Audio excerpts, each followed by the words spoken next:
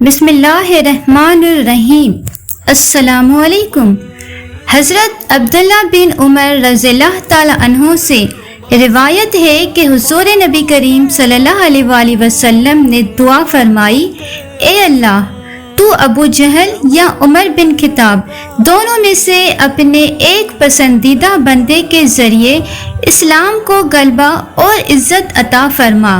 راوی کہتے ہیں کہ ان دونوں میں اللہ کو محبوب حضرت عمر رضی اللہ تعالی عنہ تھے، جن کے بارے میں حضور نبی کریم صلی اللہ علیہ وآلہ وسلم کی دعا قبول ہوئی اور آپ مشرف پر اسلام ہوئے۔ حضرت عمر فاروق رضی اللہ تعالی عنہ کا 27واں سال تھا کہ عرب میں آفتاب رسالت صلی اللہ علیہ وآلہ وسلم طلوع ہوا، یعنی رسول اللہ صلی اللہ علیہ وآلہ وسلم مبعوث ہوئے اور اسلام کی صدا بلند ہوئی۔ حضرت عمر رضی اللہ تعالی عنہ کے گھرانے میں زید کی وجہ سے توحید کی آواز بالکل نامانوس نہیں رہی تھی، چنانچہ سب سے پہلے زید کے بیٹے سعید اسلام لائے۔ سعید کا نکاح حضرت عمر رضی اللہ تعالی عنہ کی بہن فاطمہ سے ہوا تھا۔ اس تعلق سے فاطمہ بھی مسلمان ہو گئیں۔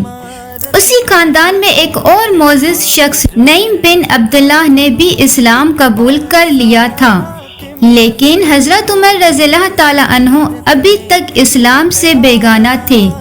ان کے کانوں میں جب یہ صدا پہنچی تو سخت برہم ہوئے، یہاں تک کہ قبیلے میں جو لوگ اسلام لا چکے تھے ان کے دشمن بن گئے۔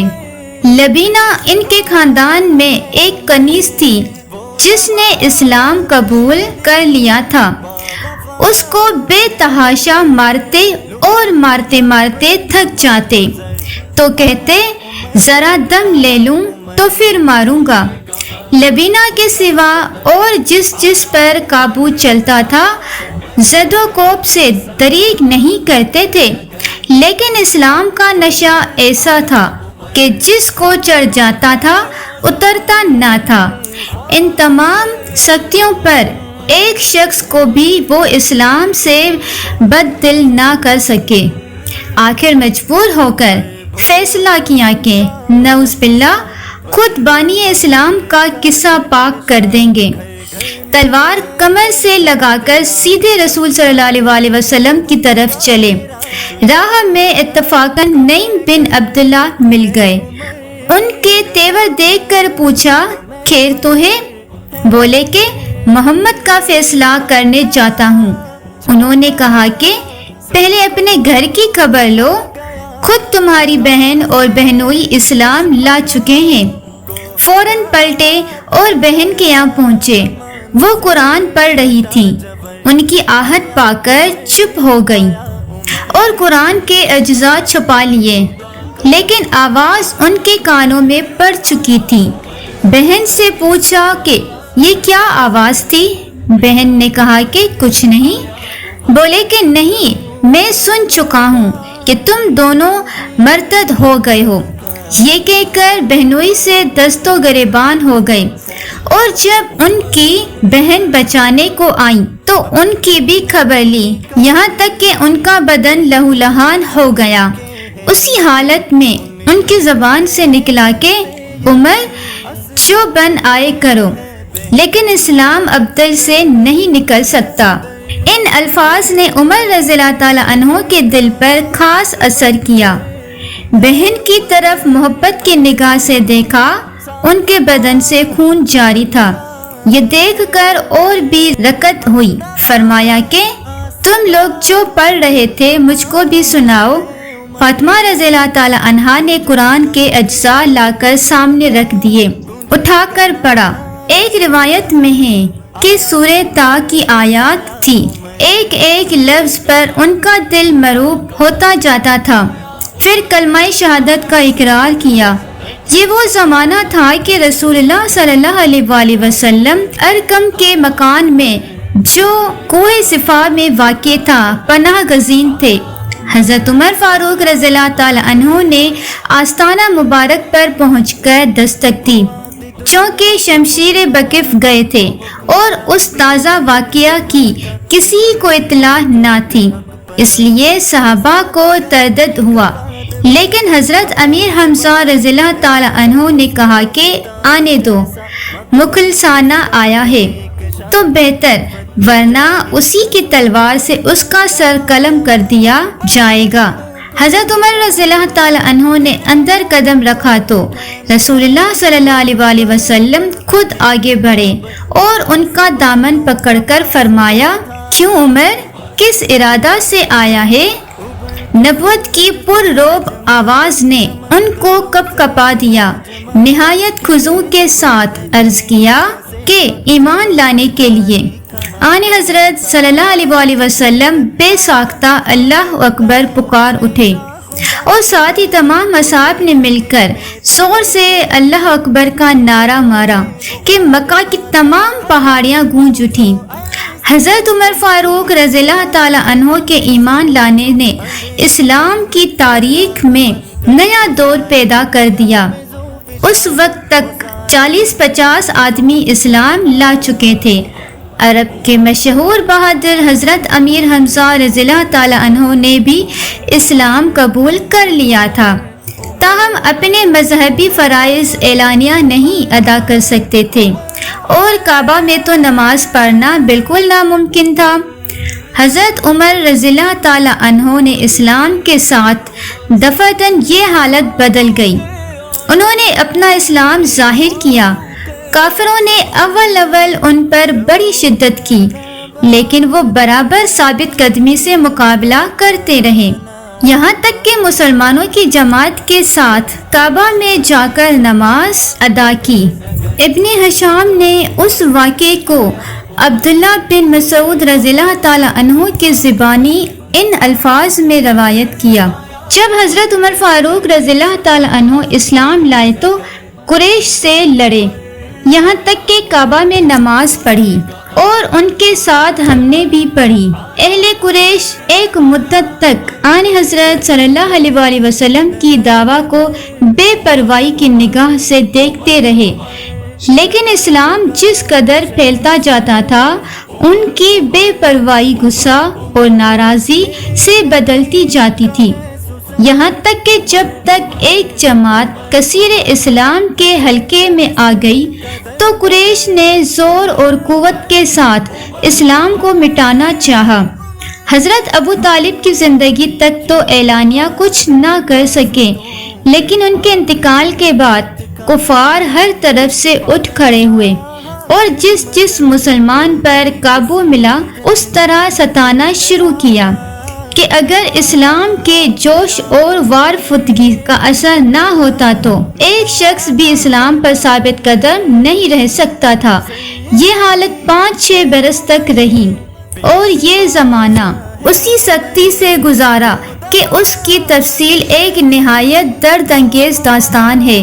اسی اثنا میں مدینہ منورہ کے ایک معزز گروہ نے اسلام قبول کر لیا تھا، اس لیے آن حضرت صلی اللہ علیہ وآلہ وسلم نے حکم دیا کہ جن لوگوں کو کفار کے ستم سے نجات نہیں مل سکتی وہ مدینہ کو ہجرت کر جائیں۔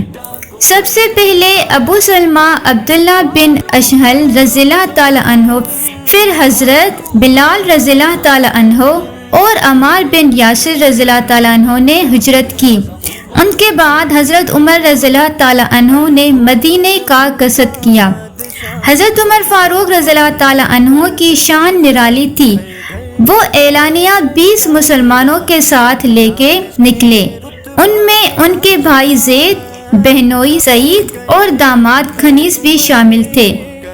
چلنے سے پہلے انہوں نے کمر میں تلوار باندھی، کندھے پر کمان رکھی، گلے میں تیروں کا ترکش لٹکایا، ہاتھ میں نیزہ پکڑا اور کافروں کے سامنے سے گزر کر کعبہ پہنچے۔ نہایت اطمینان سے طواف کیا، نماز پڑھی۔ اس وقت وہاں بہت سے کافر جمع تھے۔ حضرت عمر رضی اللہ تعالی عنہ نے ان سے مخاطب ہو کر بلند آواز سے فرمایا، میں آج مکہ سے جا رہا ہوں، میرے ساتھ میرے بھائی، بہنوئی، داماد اور بہت سے دوسرے مسلمان ہیں۔ جس کو مقابلہ کرنا ہو اور اپنے بیٹے کو یتیم اور اپنی بیوی کو بیوہ بنانا ہو، وہ مکہ سے باہر نکل کر مقابلہ کریں، لیکن کسی کو جرأت نہ ہوئی کہ ان کو روک سکے یا راستے میں جا کر ان کو نقصان پہنچا سکے۔ یوں وہ خیر و عافیت کے ساتھ اپنے ہمراہیوں سمیت قبا پہنچ گئے، جو یثرب سے 2 میل ادھر ایک چھوٹا سا گاؤں تھا، جس میں انصار کے قبیلہ اوس کی ایک شاخ یعنی عمر بن عوف کے لوگ آباد تھے۔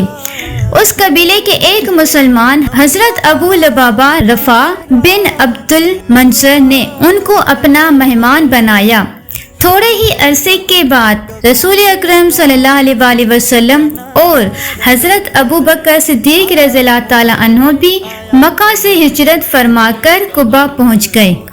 حضرت عمر فاروق رضی اللہ تعالی عنہ نے تمام غزوات میں شرکت فرمائی۔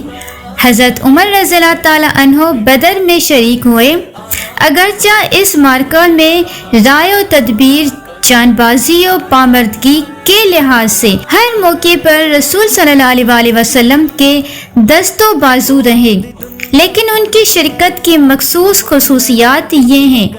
قریش کے تمام قبائل اس معرکہ میں آئے، لیکن بنو عدی یعنی حضرت عمر رضی اللہ تعالی عنہ کے قبیلے میں سے ایک متنف بھی شریک جنگ نہیں ہوا، اور یہ امر جہاں تک قیاس کیا جا سکتا ہے صرف حضرت عمر رضی اللہ تعالی عنہ کے رعب و ذات کا اثر تھا۔ حضرت عمر فاروق رضی اللہ تعالی عنہ کے ساتھ ان کے قبیلے اور حلفاء کے 12 آدمی شریک جنگ تھے۔ سب سے پہلے جو شخص اس معرکہ میں شہید ہوا وہ حضرت عمر رضی اللہ تعالی عنہ کا غلام تھا، ابن ہشام، عاصمی بن ہشام بن مغیرہ، جو قریش کا ایک معزز سردار اور حضرت عمر رضی اللہ تعالی عنہ کا ماموں تھا۔ حضرت عمر رضی اللہ تعالی عنہ کے ہاتھ سے مارا گیا۔ یہ بات حضرت عمر رضی اللہ تعالی عنہ کی خصوصیات میں شمار کی گئی ہے کہ اسلام کے معاملات میں قرابت اور محبت کا اثر ان پر کبھی غالب نہیں آ سکتا تھا۔ چنانچہ یہ واقعہ اس کی پہلی مثال ہے۔ اس معرکہ میں مخالفت کی فوج سے جو لوگ زندہ گرفتار ہوئے ان کی تعداد 70 تھی، اور ان میں اکثر قریش کے بڑے بڑے سردار تھے، مثلاً حضرت عباس رضی اللہ تعالی عنہ، عقیل حضرت علی رضی اللہ تعالی عنہ کے بھائی ابو العاص بن الربیع، ولید بن ولید۔ ان سرداروں کا ذلت کے ساتھ گرفتار ہو کر آنا ایک عبرت خیز سما تھا۔ قیدیوں کے معاملے میں حضرت عمر رضی اللہ تعالی عنہ کی رائے اس بنا پر یہ بحث پیدا ہوئی کہ ان لوگوں کے ساتھ کیا سلوک کیا جائے۔ رسول اللہ صلی اللہ علیہ وآلہ وسلم نے تمام صحابہ سے رائے لی اور لوگوں نے مختلف رائے دی۔ حضرت ابو بکر صدیق رضی اللہ تعالی عنہ نے کہا کہ یہ اپنے ہی بھائی بند ہیں، اس لیے فدیہ لے کر چھوڑ دیا جائے۔ حضرت عمر رضی اللہ تعالی عنہ نے اختلاف کیا اور کہا کہ اسلام کے معاملے میں رشتہ اور قرابت کو دخل نہیں، ان سب کو قتل کر دینا چاہیے، اور اس طرح کہ ہم میں سے ہر شخص اپنے عزیز کو قتل کر دے۔ علی عقیل کی گردن ماری، حمزہ رضی اللہ تعالیٰ عنہ عباس کا سر اڑائیں، اور فلاں شخص جو میرا عزیز ہے اس کا کام میں تمام کروں۔ آن حضرت صلی اللہ علیہ وآلہ وسلم نے شان رحمت کے اقتضاء سے حضرت ابو بکر صدیق رضی اللہ تعالیٰ عنہ کی رائے پسند کی اور فدیہ لے کر چھوڑ دیا۔ اس پر یہ آیت نازل ہوئی، کسی پیغمبر کے لیے زیبا نہیں کہ اس کے پاس قیدی ہوں جب تک کہ وہ خوب خون ریزی نہ کر لے۔ حدیبیہ کی صلح میں حضرت عمر فاروق رضی اللہ تعالی عنہ کو نہایت اضطراب ہوا۔ معاہدہ ابھی لکھا نہیں جا چکا تھا کہ وہ حضرت ابو بکر صدیق رضی اللہ تعالی عنہ کے پاس پہنچے اور کہا کہ اس طرح دب کر کیوں صلح کی جائے۔ انہوں نے سمجھایا کہ رسول صلی اللہ علیہ وآلہ وسلم جو کچھ کرتے ہیں اسی میں مصلحت ہوگی، لیکن حضرت عمر فاروق رضی اللہ تعالی عنہ کو تسکین نہیں ہوئی۔ خود رسول اللہ صلی اللہ علیہ وسلم کے پاس گئے اور اس طرح بات چیت کی، یا رسول اللہ صلی اللہ علیہ وسلم، کیا آپ رسول اللہ نہیں ہیں؟ رسول اللہ صلی اللہ علیہ وسلم: بے شک ہوں۔ حضرت عمر فاروق رضی اللہ تعالیٰ عنہ: کیا ہمارے دشمن مشترک نہیں ہیں؟ رسول صلی اللہ علیہ وسلم: ضرور ہیں۔ حضرت عمر فاروق رضی اللہ تعالیٰ عنہ: پھر ہم اپنے مذہب کو کیوں ذلیل کریں؟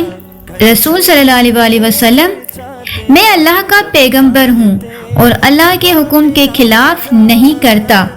حضرت عمر فاروق رضی اللہ تعالیٰ عنہ کی یہ گفتگو اور خصوصاً انداز گفتگو اگرچہ خلاف ادب تھا، چنانچہ بعد میں ان کو سخت ندامت ہوئی اور اس کے کفارہ کے لیے روزے رکھے، نفلیں پڑھی، خیرات دی، غلام آزاد کیے، غیر سے معاہدہ صلح لکھا گیا اور اس پر بڑے بڑے اکابر صحابہ کے جن میں حضرت عمر رضی اللہ تعالی عنہ بھی داخل تھے دستخط ثبت ہوئے۔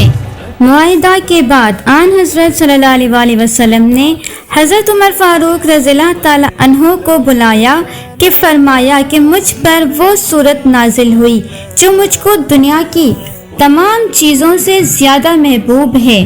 یہ کہہ کر آپ صلی اللہ علیہ وسلم نے یہ آیتیں پڑھی۔ اللہ کے رسول صلی اللہ علیہ وسلم کی وفات کے بعد سب سے اہم مسئلہ آپ کے خلیفہ کا انتخاب تھا۔ مسلمانوں کو اتنی بڑی سلطنت کو بغیر خلیفہ کے خالی چھوڑنا خطرناک تھا۔ خلیفہ کے انتخاب کے لیے سب جمع ہو رہے تھے۔ حضرت عمر فاروق رضی اللہ تعالیٰ عنہ حضرت ابو بکر صدیق رضی اللہ تعالیٰ عنہ کو لے کر وہاں پہنچ گئے۔ انہوں نے حکمت عملی اور ذہانت سے حضرت ابو بکر صدیق رضی اللہ تعالیٰ عنہ کے ہاتھ پر بیعت کی۔ اس نے امت کو ایک بڑے فتنے سے بچا لیا۔ آپ خلیفہ اول ابو بکر صدیق رضی اللہ تعالیٰ عنہ کے ساتھ رہے اور ہر فتنہ میں آپ کی بھرپور مدد کی۔ زکوٰۃ کا معاملہ ہو یا مسلمہ کذاب کے خلاف جنگ، آپ نے بھرپور صلاحیتوں کا استعمال اسلام کے لیے کیا۔ مسلمہ کذاب کے خلاف جنگ کے دوران بہت سے حفاظ اور قاری قرآن شہید ہو گئے۔ اس پر حضرت عمر رضی اللہ تعالی عنہ نے قرآن کریم کو جمع کرنے کا مشورہ دیا۔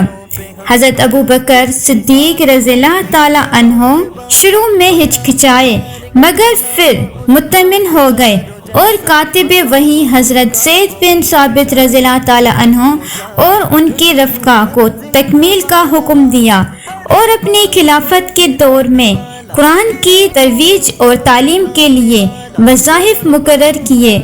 جب حضرت عمر فاروق رضی اللہ تعالی عنہ نے خلافت سنبھالی تو حکومت بڑی مضبوط تھی۔ مسلمانوں کی فوج دو بڑی طاقتوں کے خلاف برسر پیکار تھی، چنانچہ ان کے دور میں عراق، ایران، ترکستان، سیستان، افغانستان اور مکران تک، دوسری طرف شام، ارمینا، مصر، لیبیا تک اسلامی حکومت کی سرحدیں پھیل گئیں۔ مسلمان جہاں بھی گئے عدل و انصاف قائم کیا۔ وہاں کی رعایا کو اسلامی فتوحات پر بڑی خوشی ہوئی، کیونکہ انہیں اپنے جابر ظالم بادشاہوں کے ظلم و ستم سے نجات مل گئی اور انہوں نے اسلام کے بے لاگ نظام عدل کے زیر سایہ امن اور راحت سے زندگی بسر کی۔ یوں صدیوں تک ان علاقوں کے لوگوں کو بغاوت کا خیال تک نہیں آیا۔ انہوں نے اپنے دور حکومت میں لاتعداد ایسے کام کیے جن کی مثال دی جاتی ہے۔ انہوں نے اسلامی حکومت کے طول و عرض میں چھاؤنیاں قائم کی، محکمہ مالیات قائم کیا، جس سے ہر سپاہی کو یقین آ گیا کہ اگر وہ اپنا روزگار بند کر کے فوجی خدمت کے لیے چلا جائے گا تو اس کے اہل و عیال بھوکے نہیں مریں گے۔ محکمہ مالیات سے غیر مسلموں کو بھی وظائف دیے گئے تاکہ وہ مسلمانوں کے وفادار رہیں۔ انہوں نے اماحت المومنین کے لیے بھی وظیفے مقرر کیے۔ آپ نے فوجی چھاؤنیاں قائم کروائیں، متعدد نئے شہر آباد کروائے، ان میں زندگی کی تمام سہولیات میسر کی۔ وہ پہلے مسلمان حکمران تھے جنہوں نے نومولود بچے کا بھی وظیفہ جاری کیا جو عمر کی رفتار کے ساتھ بڑھتا رہتا تھا۔ حضرت عمر فاروق رضی اللہ تعالی عنہ کا دور خلافت 10.5 برس پر محیط تھا، جس میں پسماندہ طبقات کی فلاح اور عدل و مساوات کے لیے گران قدر اقدامات کیے گئے۔ آزاد عدلیہ، پولیس کا نظام، جیل خانوں کا قیام، محصل کے حصول کا نظام، مختلف آمدنیوں کا حساب، آبپاشی کا نظام اور ضابطۂ تعلیم اور قرآن و حدیث کا باضابطہ آغاز کیا گیا۔ حضرت عمر فاروق رضی اللہ تعالی عنہ نے یتیم خانے بنوائے، سماجی بہبود کے مراکز قائم کیے۔ آپ کے دور میں اسلامی فوج کو منظم شکل دی گئی اور خبر رسانی اور جاسوسی کے لیے علیحدہ شعبے قائم کیے گئے۔ اپنے دور خلافت میں آپ نے تعلیمات اسلامیہ کی روشنی میں عظیم اسلامی فلاحی ریاست کے لیے جو زیر اصول وضع فرمائے، ان سے فیضیاب ہو کر تاریخ انسانی کے مختلف ادوار میں ترقی یافتہ ممالک اپنے عوام کی خوشحالی سے ہمکنار کر چکے ہیں۔ آپ کی زندگی ہمارے لیے مشعل راہ ہے۔ حضرت عمر فاروق رضی اللہ تعالی عنہ نے اپنی زندگی نہایت سادگی سے گزاری، بیت المال سے کبھی ایک پائی بھی ناجائز نہیں لی۔ ان کے سالانہ اخراجات بالکل عام سپاہی کے برابر تھے۔ 22 میل ریاست کے امیر ہونے کے باوجود آپ فقیر صفت، دل پوش اور بیت المال سے ایک مزدور کے برابر وظیفہ لینے والے حاکم تھے۔ ایک بار کیسر روم کا ایلچی آپ کی خدمت میں حاضر ہوا اور یہ دیکھ کر آپ ایک مزدور کے لباس میں سرہانے اینٹ رکھ کر کلولہ فرما رہے ہیں کہ کوئی سیکیورٹی ہے نہ پہرے دار۔ ایسا متاثر ہوا کہ واپس جا کر پھر مدینہ منورہ آیا اور اسلام قبول کر لیا۔ ایک بار رات کو گشت کے دوران ایک بچے کے رونے کی آواز سنی۔ صبح اس بچے کے والد کو مسجد میں طلب کیا اور بچے کے رونے کی وجہ دریافت کی تو بچے کے والد نے بتایا، اے امیر المومنین، ہم نے بچے کا دودھ وقت سے پہلے چھڑا دیا ہے، کیونکہ امیر المومنین بچے کا دودھ چھڑانے کے بعد بچوں کا وظیفہ مقرر کرتے ہیں۔ تو آپ بہت روئے اور کہا، اے عمر، تجھ پر افسوس، تیرے اس فیصلے کی وجہ سے کتنے بچوں کو وقت سے پہلے دودھ چھڑا دیا گیا ہوگا۔ اسی وقت فیصلہ صادر فرمایا کہ آج کے بعد بچہ پیدا ہوتے ہی اس کا وظیفہ مقرر کر دیا جائے گا۔ آج برطانیہ اور بعض ممالک میں جو بچوں کو وظائف دیے جاتے ہیں اسے برطانیہ میں عمر لا کہا جاتا ہے۔ آپ نے بچوں کے ساتھ اپاہجوں اور بے سہارا لوگوں کے وظائف بھی مقرر فرمائے۔ ایک بار مدینہ منورہ میں رات کو گشت فرما رہے تھے کہ ایک مسافر کو پریشان حال دیکھا۔ ساتھ ہی خیمہ سے ایک عورت کے کراہنے کی آواز آ رہی تھی۔ بڑا اصرار کیا تو مسافر نے بتایا، امیر المومنین سے ملنے آئے ہیں، رات ہو گئی ہے اور میری بیوی کے یہاں بچہ ہونے والا ہے اور یہاں کوئی جاننے والا نہیں۔ تو وہ اسی وقت اپنی اہلیہ کو ضروری اشیاء و خوراک کے ساتھ لے کر آئے۔ خیمہ کے اندر سے آپ کی اہلیہ نے آواز دی، اے امیر المومنین، آپ اپنے ساتھی کو بیٹے کی خوشخبری دیں۔ تو وہ مسافر یہ جان کر امیر المومنین اپنی بیوی کے ہمراہ میرے اہل خانہ کی خدمت کر رہے ہیں، انتہائی حیران رہ گیا۔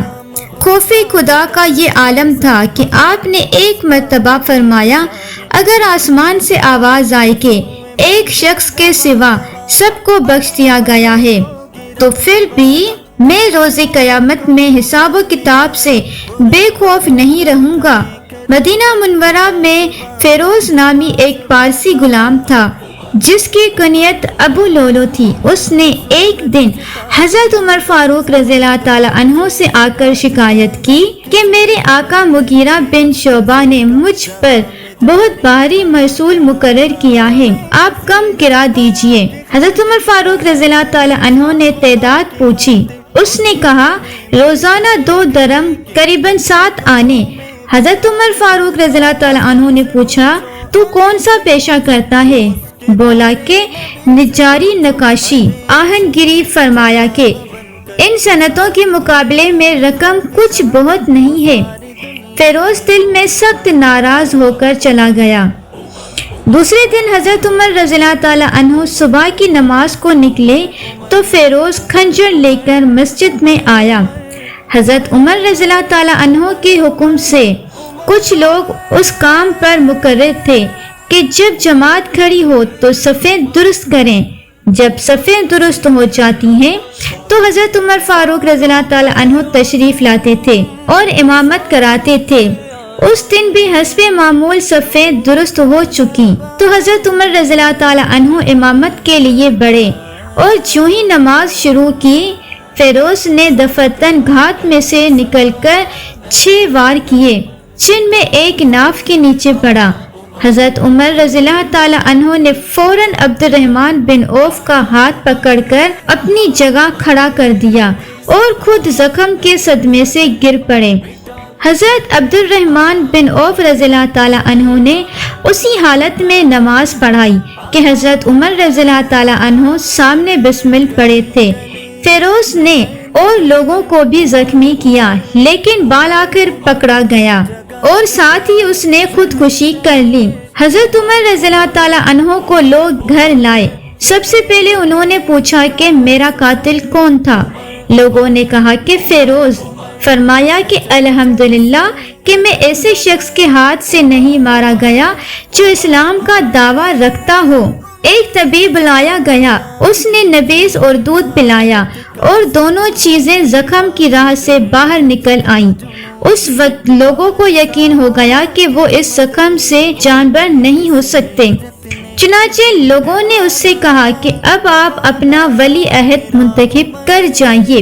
حضرت عمر رضی اللہ تعالی عنہ نے عبداللہ اپنے فرزند کو بلا کر کہا کہ عائشہ رضی اللہ تعالی عنہا کے پاس جاؤ اور کہو کہ عمر رضی اللہ تعالی عنہ آپ سے اجازت طلب کرتا ہے کہ رسول صلی اللہ علیہ وسلم کی پہلو میں دفن کیا جائے۔ عبداللہ حضرت عائشہ رضی اللہ تعالی عنہا کے پاس آئے، وہ رو رہی تھی۔ حضرت عمر رضی اللہ تعالی عنہ کا سلام کہا اور پیغام پہنچایا۔ حضرت عائشہ رضی اللہ تعالی عنہا نے کہا کہ اس جگہ کو میں اپنے لیے محفوظ رکھنا چاہتی تھی، لیکن آج میں عمر رضی اللہ تعالی عنہ کو اپنے پر ترجیح دوں گی۔ عبداللہ واپس آئے۔ لوگوں نے حضرت عمر رضی اللہ تعالی عنہ کو خبر کی، بیٹے کی طرف مخاطب ہوئے اور کہا کہ کیا خبر لائے؟ انہوں نے کہا جو آپ چاہتے تھے۔ فرمایا یہی سب سے بڑی آرزو تھی۔ اس وقت اسلام کے حق میں جو سب سے اہم کام تھا وہ ایک خلیفہ کا انتخاب کرنا تھا۔ تمام صحابہ بار بار حضرت عمر رضی اللہ تعالی عنہ سے درخواست کرتے تھے کہ اس مہم کو آپ طے کر جائیے۔ حضرت عمر رضی اللہ تعالی عنہ نے خلافت کے معاملہ پر مدتوں غور کیا تھا اور اکثر سوچا کرتے تھے۔ بار بار لوگوں نے ان کو اس حالت میں دیکھا کہ سب سے الگ متفکر بیٹھے کچھ سوچ رہے ہیں۔ دریافت کیا تو معلوم ہوا کہ خلافت کے باب میں غلطیاں و پیچا ہیں۔ اس لیے آپ نے ایک مجلس شورا طے کر دی کہ وہ خلیفہ کو منتخب کریں۔ حضرت عمر فاروق رضی اللہ تعالی عنہ نے 3 دن کے بعد انتقال کیا اور محرم کی پہلی تاریخ ہفتہ کے دن مدفون ہوئے۔ نماز جنازہ صہیب رضی اللہ تعالی عنہ نے پڑھائی۔ حضرت عبد الرحمن رضی اللہ تعالی عنہ، حضرت علی رضی اللہ تعالی عنہ، حضرت عثمان رضی اللہ تعالی عنہ، حضرت طلحہ رضی اللہ تعالی عنہ، حضرت سعد بن ابی وقاص رضی اللہ تعالی عنہ، حضرت عبد الرحمن بن عوف رضی اللہ تعالی عنہ نے قبر میں اتارا اور وہ آفتاب المتاب خاک میں چھپ گیا۔ حسن سے پوچھو، علی سے پوچھو، تم اس کے بارے نبی سے پوچھو۔ پوچھو اندھیری شب میں چراغ بن کر وہ ساری دنیا میں ذوالفشاں تھا، وہ ساری دنیا میں ذوالفشاں تھا۔ عمر